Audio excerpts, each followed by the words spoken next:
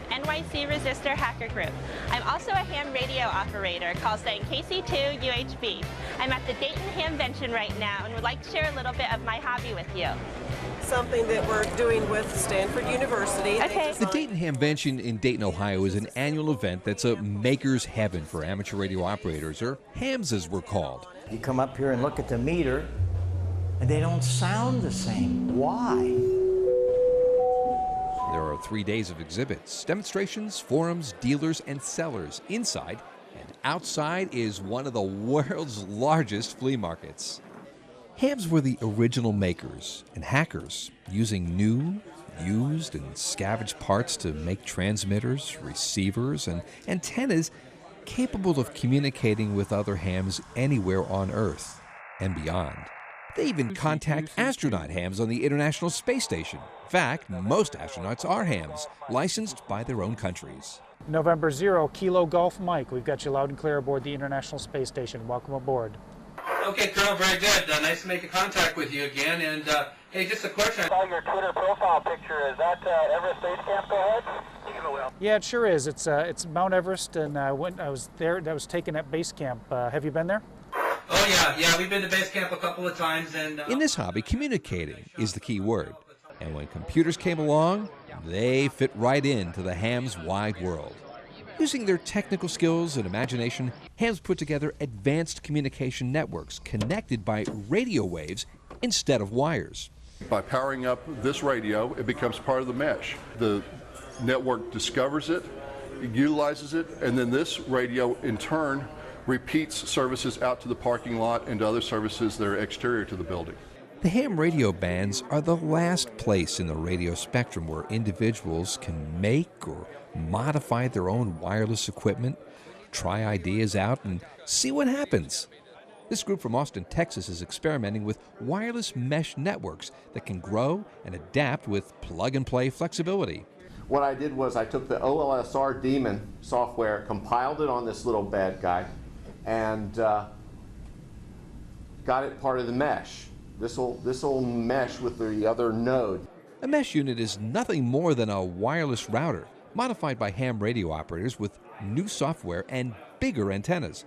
Turn a mesh unit on, and it automatically connects to become part of an extended network that can relay any kind of data. Mesh networks are so smart that if one node fails or goes offline, the message will still get delivered.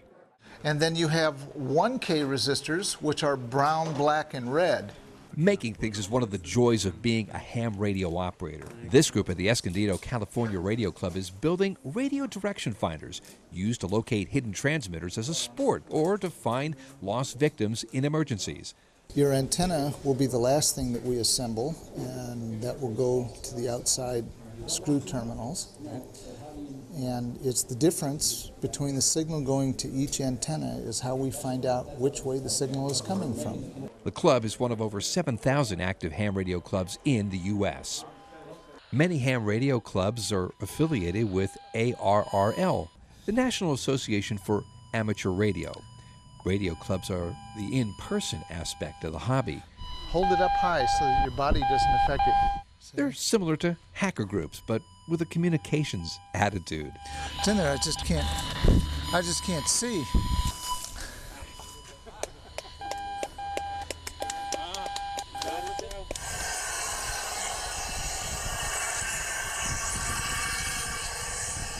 Locating things by radio is a useful skill, especially if that item is a weather balloon.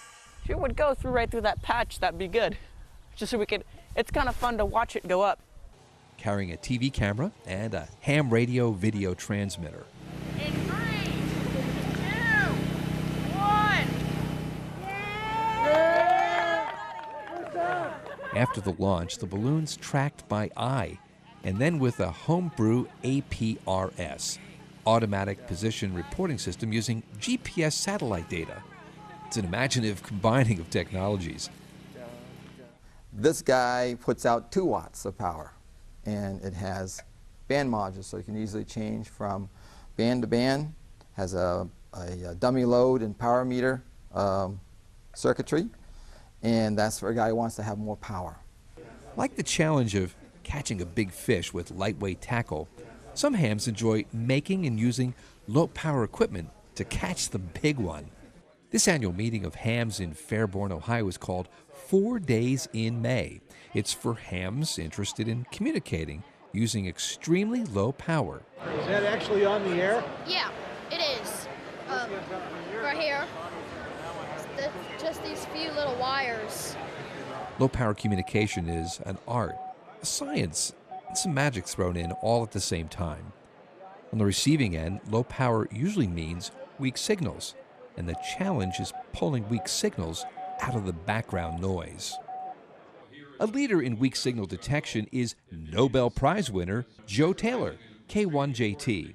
The basic objective was to make it possible to make meteor scatter contacts, two-way contacts, reflecting signals off the trails of meteors, and possibly also by moon bounce, at the very lowest possible signal levels. I mean, it was well known that you could do these things with high power and big antennas, but I wanted to be able to do it with moderately high power or even low power, and antennas that you could put up in a neighborhood, not necessarily a huge Texas array of 32 Yagis or something like that. Because of my own background in science and physics, I do the number crunching in the language I know best, which is Fortran. That makes some people laugh, but it's an ancient but honorable language, I assure you. Joe's programs are enjoyed by hams worldwide and distributed free via the internet. 4 Days in May is held concurrently with the Dayton Ham Mansion. At the Ham Mansion, everybody's looking around for friends they only know from over-the-air contacts, and often they find them. Hey, Doug. Hi, Rob Kuhn, Zen0 KGM. Hey, good to meet you, Very Rob. good. It's good to see you here on planet Earth. Absolutely. Thanks for all those great contacts up on the space station. We made at least 15 or 20 between us, and I really appreciate that. And you did a lot, actually, for getting amateur radio back on the space station, and that's great that you helped us out with that. Thank you, Rob. Well, it was an amazing experience. I'm kind of new to this community. Yeah. And had a lot of fun with the ham radio on board the International Space Station. Inside or out, there's something of interest for every DIY builder, maker, hacker, or ham. Ham radio is a DIY paradise. Hi again, it's me, Diana. I hope you enjoyed this quick tour through the world of amateur radio. We share this world with close to 2 million people around the globe. And I hope one day to meet you on the air. Come and join us on the airwaves. Surf the skies and find new friends. Let the world unfold before you. You'll be the one who sets the trends. 'Cause you're not like those poor old wage slaves. Change your life and start anew. Come and join us on the airwaves. You'll feel free and you'll be happy too.